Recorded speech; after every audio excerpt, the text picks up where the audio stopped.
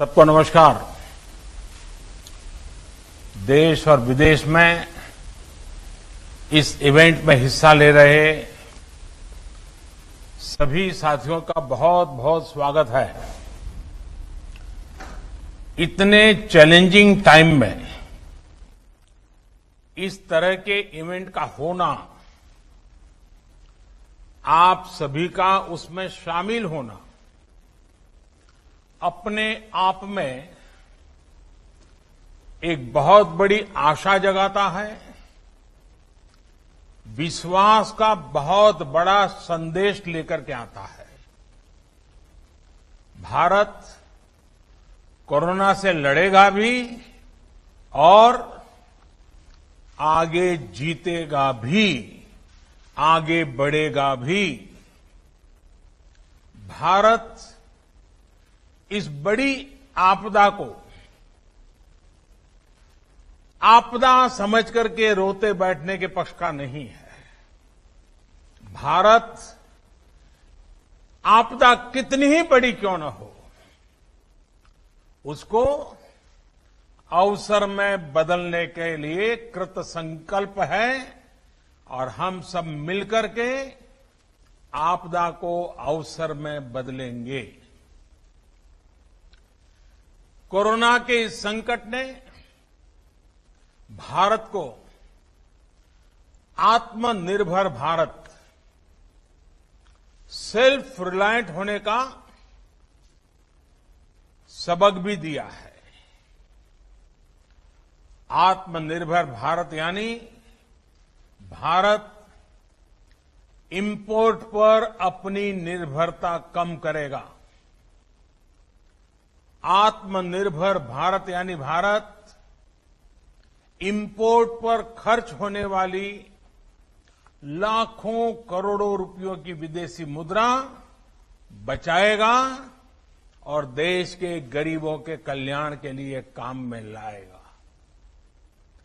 आत्मनिर्भर भारत यानी भारत को इंपोर्ट न करना पड़े, इसके लिए वो अपने ही देश में साधन और संसाधन विकसित करने की दिशा में लगातार प्रयास करेगा, आगे बढ़ेगा। आत्मनिर्भर भारत यानी जिसे आज हम इंपोर्ट करते हैं, कल को, और ये बात मैं बहुत जिम्मेवारी के साथ आप सबके पर भरोसा होने के लिए कह रहा हूं, ये आप पर मेरा जो भरोसा है उसके लिए मैं कह रहा हूं कि आज हम जो इंपोर्ट करते हैं, कल को उसी के सबसे बड़े एक्सपोर्टर बनेंगे। साथियों, इस लक्ष्य को प्राप्त करने के लिए यह बहुत आवश्यक है कि हम एक एक सेक्टर को पकड़कर, एक एक प्रोडक्ट को पकड़कर, एक एक सर्विस का ध्यान करते हुए होलिस्टिक तरीके से काम करें। एक एक क्षेत्र को चुन करके उस क्षेत्र में भारत को आत्मनिर्भर बनाएं। आज का ये इवेंट इसी सोच को साकार करने की दिशा में एक महत्वपूर्ण इनिशिएटिव है, एक मजबूत कदम है। आज एनर्जी सेक्टर में भारत को आत्मनिर्भर बनाने के लिए, सेल्फ रिलायंट बनाने के लिए एक बहुत बड़ा कदम उठाया जा रहा है। ये कार्यक्रम सिर्फ कोल माइनिंग से जुड़े एक सेक्टर से जुड़े रिफॉर्म्स को जमीन पर उतारने का ही है, ऐसा नहीं है, बल्कि ये 130 करोड़ एस्पिरेशंस को रियलाइज करने का कमिटमेंट है। ये हमारे युवा साथियों के लिए रोजगार के लाखों अवसर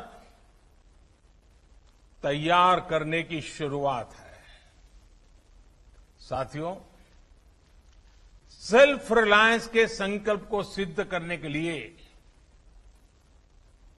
जब पिछले महीने आत्मनिर्भर भारत अभियान की घोषणा हुई थी, तो कई लोगों को लगता था कि एक प्रकार से एक सामान्य सरकारी प्रक्रिया है। लेकिन महीने भर के भीतर ही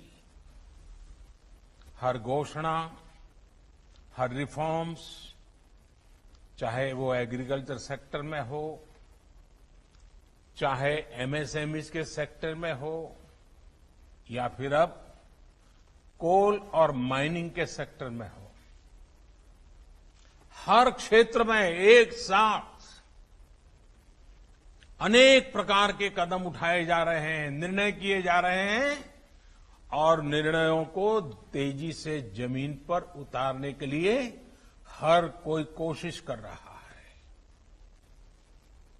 ये दिखाता है कि भारत इस क्राइसिस को अपॉर्चुनिटी में बदलने के लिए कितना गंभीर है, कितना कमिटेड है। आज हम सिर्फ कॉमर्शियल कोल माइनिंग के लिए ऑक्शन ही लॉन्च नहीं कर रहे हैं, बल्कि कोल सेक्टर को दशकों के लॉकडाउन से भी बाहर निकाल रहे हैं।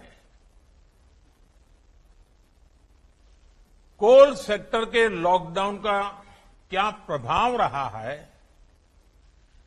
ये मुझसे भी ज्यादा आप सब लोग बेहतर तरीके से जानते हैं। सोचिए, जो देश कोल रिजर्व के हिसाब से दुनिया का चौथा सबसे बड़ा देश हो, जो दुनिया का दूसरा सबसे बड़ा प्रोड्यूसर हो, वो देश कोल का एक्सपोर्ट नहीं कर रहा है, बल्कि हमारा देश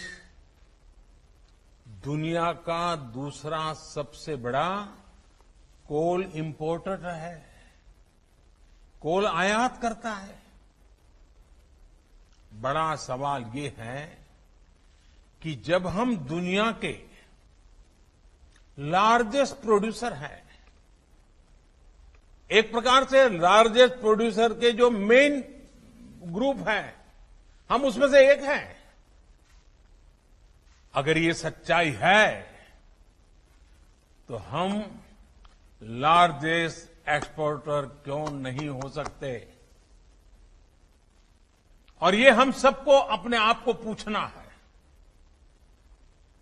और यही सवाल मेरे आप सभी को और करोड़ों भारतीयों के मन में भी हमेशा उठता रहा है। साथियों, हमारे यहां दशकों से यही स्थिति चल रही थी।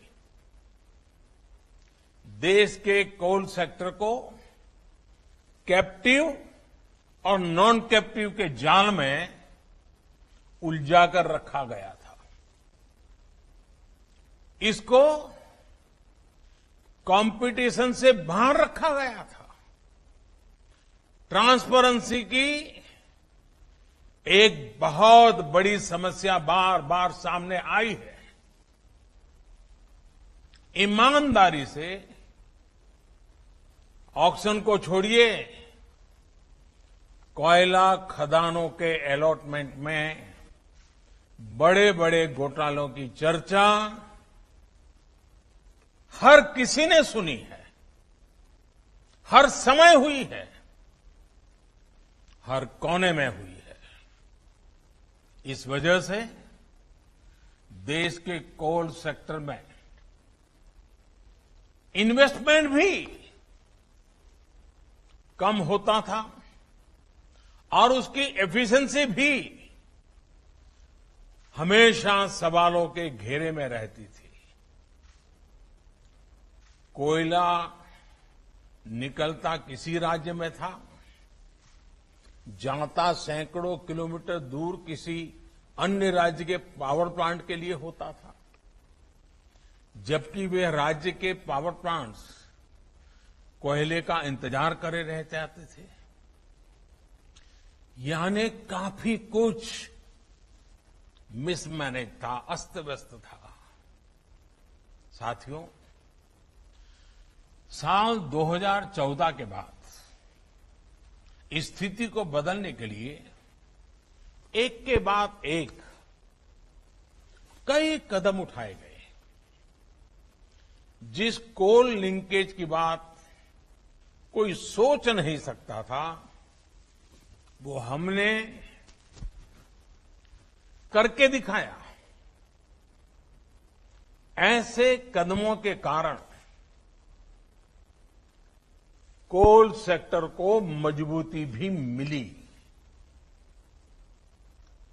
आज बड़े बड़े रिफॉर्म्स को एब्सॉर्ब करने की ताकत उसके अंदर आ रही है। अभी हाल में हमने वो रिफॉर्म्स किए जिसकी चर्चा दशकों से चल रही थी, आप लोग भी कर रहे थे, जो अपने आप को एक्सपर्ट कमेंटेटर मानते हैं, वे भी कर रहे थे। अब भारत ने कोल और माइनिंग के सेक्टर में कंपटीशन के लिए, कैपिटल के लिए, पार्टिसिपेशन और टेक्नोलॉजी के लिए पूरी तरह से खोलने का बहुत बड़ा फैसला लिया है। इसका भी ध्यान रखा गया है कि जो नए प्लेयर्स, प्राइवेट प्लेयर्स माइनिंग के क्षेत्र में आए, उन्हें फाइनेंस के कारण कोई दिक्कत ना हो, उसका भी ध्यान रखा गया है ताकि नए लोगों को प्रोत्साहन मिले। साथियों, एक मजबूत माइनिंग और मिनरल सेक्टर के बिना सेल्फ रिलायंस संभव नहीं है, क्योंकि मिनरल्स और माइनिंग हमारी इकोनॉमी के इंपॉर्टेंट पिलर्स हैं।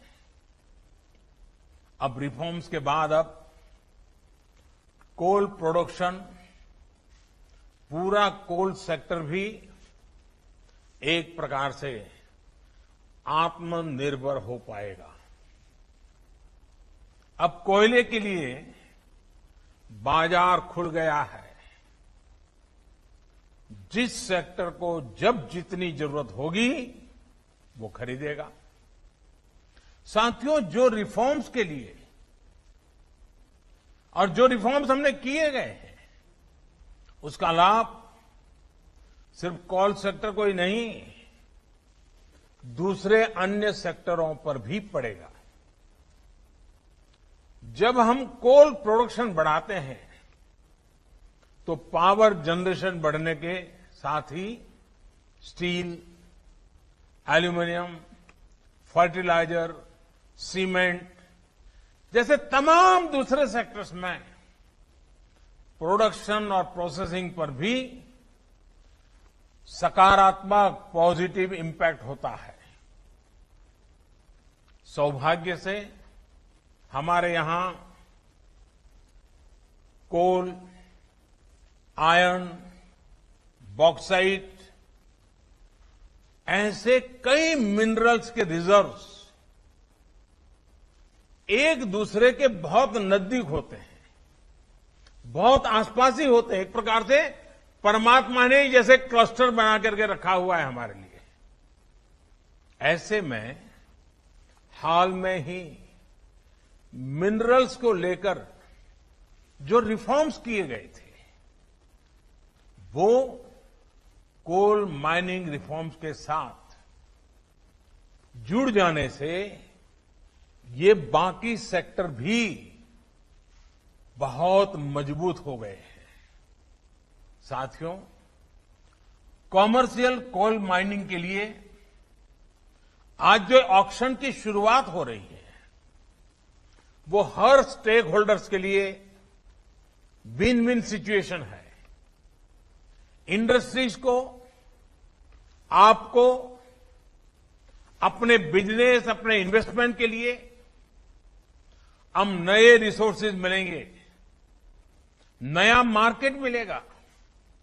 इसके साथ ही राज्य सरकारों को बेहतर रेवेन्यू मिलेगा। देश की एक बड़ी आबादी को रोजगार मिलेगा। एक प्रकार से गरीबों की सेवा का काम कोयले से भी हो सकता है, इसका विश्वास पैदा होगा। यानी हर सेक्टर पर एक पॉजिटिव असर देखने को मिलेगा और मैं जो फील कर रहा हूं, इसके कारण हमारे देश के गरीब इलाकों के और गरीब लोगों के सबसे ज्यादा आशीर्वाद हम सबको मिलने वाले हैं।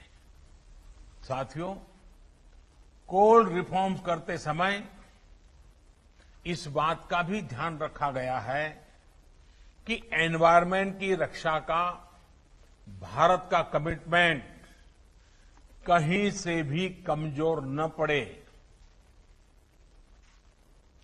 कोल से गैस बनाने के लिए अब बेहतर और आधुनिक टेक्नोलॉजी का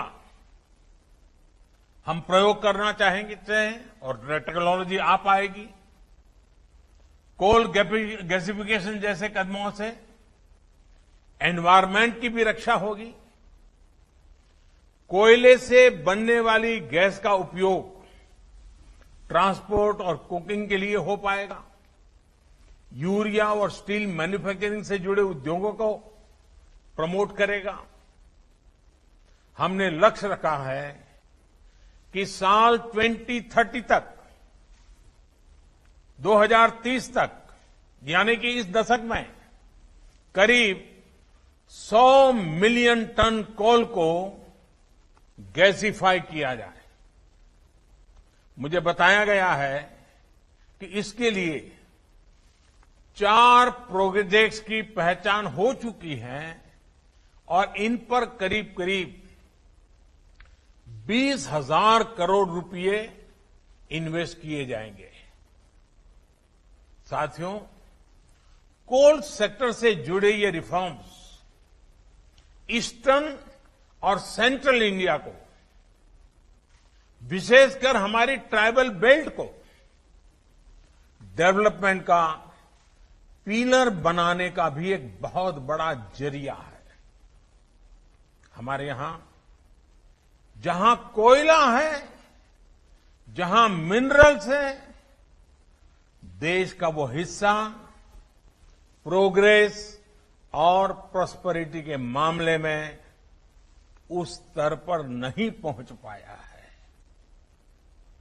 देश का ये वो हिस्सा रहा है जहां बड़ी संख्या में एस्पिरेशनल डिस्ट्रिक्ट भी हैं।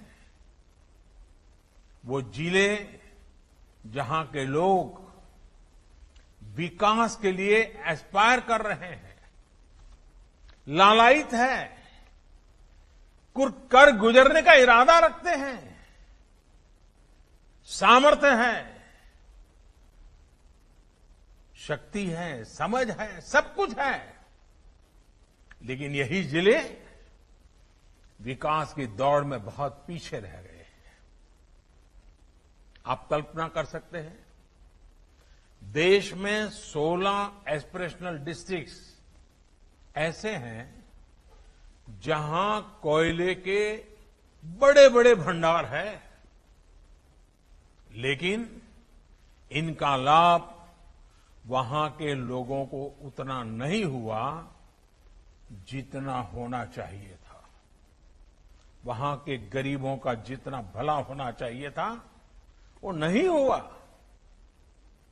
यहां से बड़ी संख्या में हमारे साथी दूर दूर अपने बूढ़े मां बाप को छोड़ करके, अपने खेत खलिहान को छोड़ करके, अपने यार दोस्तों को छोड़ करके बड़े शहरों में रोजगार के लिए, एम्प्लॉयमेंट के लिए माइग्रेशन करते हैं। ऐसी अनेक समस्याओं को कम करने और पूर्वी भारत और मध्य भारत की एक बड़ी आबादी को उसके घर के पास ही बेहतर रोजगार के अवसर देने में कॉमर्शियल माइनिंग तरफ हम जो कदम उठा रहे हैं वे एक इच्छित परिणाम लाएंगे। और जब मैं इच्छित परिणाम की बात करता हूं, मुझे इन क्षेत्रों का विकास करना है, हमें वहां के गरीबों का भला करना है। हमें पहले उस इलाके को आत्मनिर्भर बनाना है, बना के हर परिवार को आत्मनिर्भर बनाना है, हर गरीब की जिंदगी में बदलाव लाना है।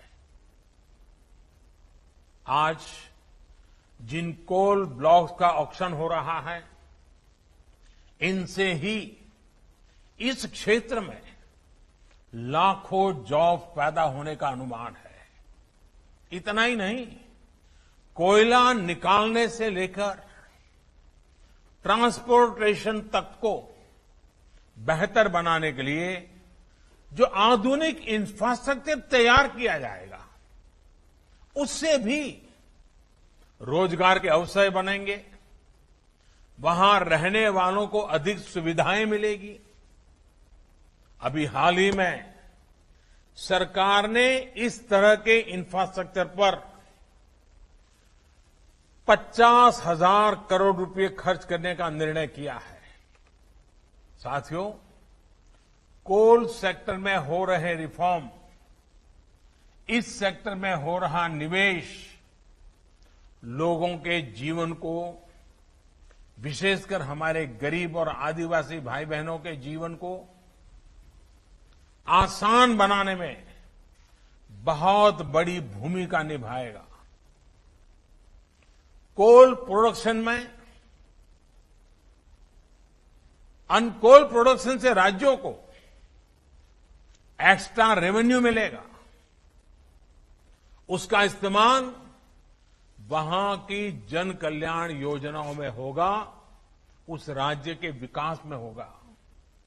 इसके साथ ही राज्यों को डिस्ट्रिक्ट मिनरल। तो आप सुन रहे प्रधानमंत्री नरेंद्र मोदी को 41 कोल ब्लॉक्स की नीलामी की प्रक्रिया की शुरुआत वो करने जा रहे हैं और इस नीलामी से देश में कोल ब्लॉक्स की कमर्शियल माइनिंग जो है उसकी आज से शुरुआत होने जा रही है। एक बड़ा कदम है ये। आत्मनिर्भर भारत अभियान के तहत सरकार ने कोल ब्लॉक्स की कमर्शियल माइनिंग के लिए नीलाम करने का फैसला कर दिया है और माना जा रहा है कि इससे जो राजस्व है राज्यों का, उसमें करीब 20,000 करोड़ का राजस्व इसके बाद कोल सेक्टर से आएगा, जो कि एक बड़ा मुनाफा होगा, ऐसी उम्मीद सरकार को हो रही है।